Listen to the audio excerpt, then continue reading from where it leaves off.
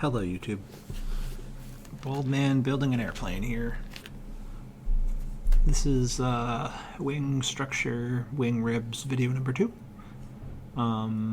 Today is going to be more deburring,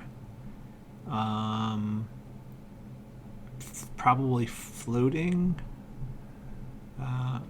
well, probably not floating, well, yes, floating, but also making sure the flanges are all 90 degrees to the web and blah blah blah blah blah, all the prep work. And that's just what you got to do. And every one of these wing ribs,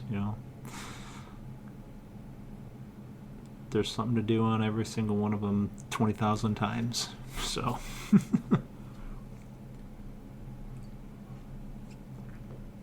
again, I use the Dremel with a little wedge on it to get into those spots. Honestly, the inside edges don't bother me too much, so if I can't get them perfect, I don't care. What matters to me is the outside edges. Anywhere that metal's going to meet metal, I don't want the burr that's on there to keep the metal from sitting down together.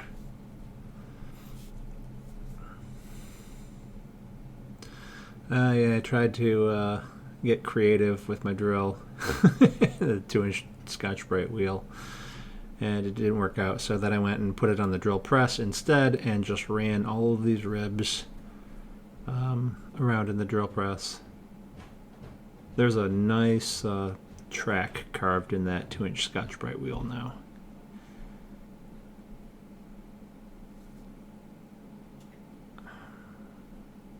I guess I picked a bad angle, but there's really not a lot to see. 28 ribs, 4 lightning holes each. Do the math.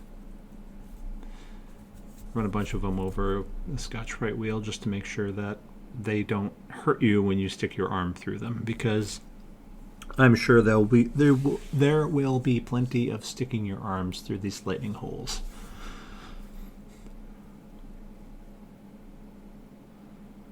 And yeah, just so these are I don't know what they call them. I don't have the plans in front of me, but basically they're like an extension. You put this little sort of flanges on the opposite side of the flange, on the trailing edge side where the flat bracket attaches.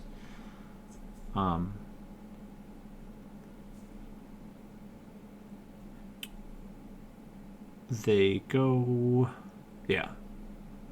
on the 4th rib and the 8th rib. No, the 3rd rib and the 3rd and 8th, I think. Damn it! Now I gotta pull up the plans. Anyway, these those are just these little extra ribs kind of things. And they're there because the flat bracket gets supported then by 2 sides and the skin on both sides.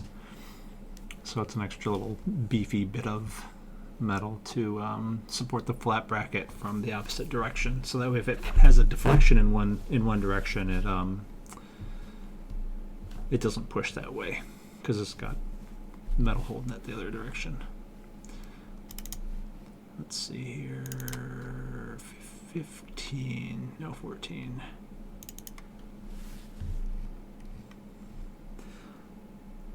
Flap hinge ribs, and those are on the 3rd rib and 8th rib, yeah.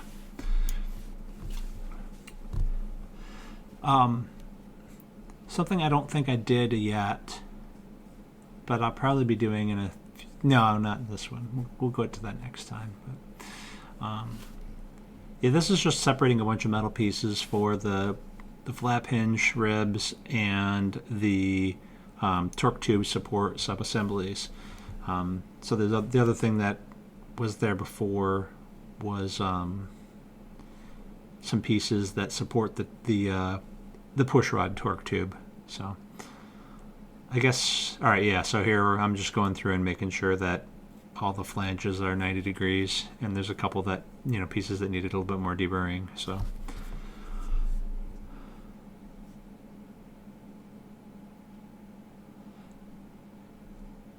Because, yeah, we make sure they're 90 degrees, and then next up will be fluting.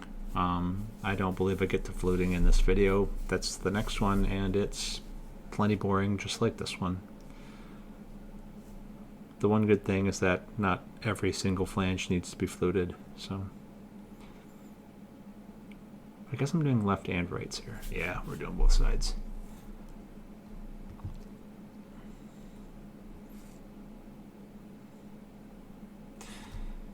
This is the tedious part. Eventually we get back to the more fun part of making stuff look like airplane parts, but to get there you gotta get through the tedium. So thanks for stopping by, and see you next time where we will actually start fluting. So see you then.